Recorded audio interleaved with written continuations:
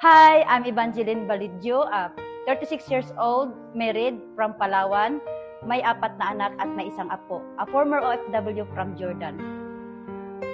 Being an OFW before, yung inakala ko na yun ang sagot sa kahirapan na sinasabi ng karamihan. Yung hindi nila alam na ang pagiging OFW ay isang malaking sakripisyo para sa pamilya, yung malayo sa mahal sa buhay, yung isasakripisyo mo yung buong 2 taon na malayo sa pamilya, sa anak mo, yung iba yung nag-aalaga sa anak mo, nag-aalaga ka ng anak ng amo mo, pero yung pamilya mo hindi mo naaalagaan.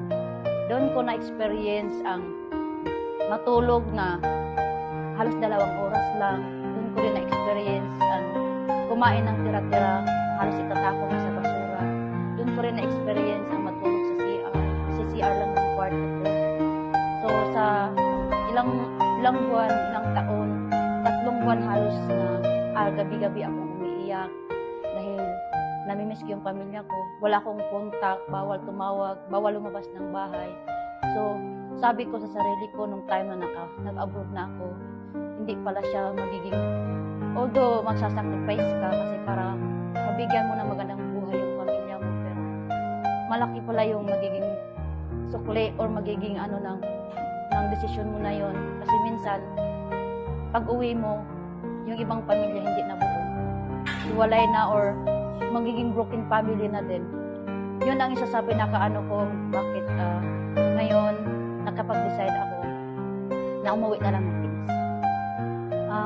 Kaya ko naisip na maghanap ng pagkakitaan sa online kahit ilang beses akong na-scam pero hindi pa rin ako tumigil na maghanap ng pwedeng maging extra income ko para naman may kita yung ginagawa ko araw-araw.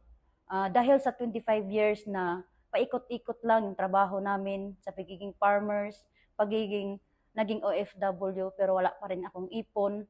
Kaya nag-decide ako na makahanap ng ibang pagkakitaan. Kaya nakita ko sa online, nung nag-scroll ako, nakita ko yung post ni Ma'am Maylene Empleo na isa din sa nagtumulong sa akin. Then, siya din yung nag-guide sa akin na makapagsimula sa online business na to. Nung nagsimula ako sa online business na to, nakapag-decide agad ako na i-full-time yung online business na to. Nag-hub po ako para mas ma-focus ko po yung journey ko sa online business na to. Bilang isang dating OFW, sobrang thankful ako na isa ako sa natulungan sa opportunity na to na makapag-for good. Kung isa ka sa naghahanap ng pwedeng pagkakitaan dito sa online, mag-comment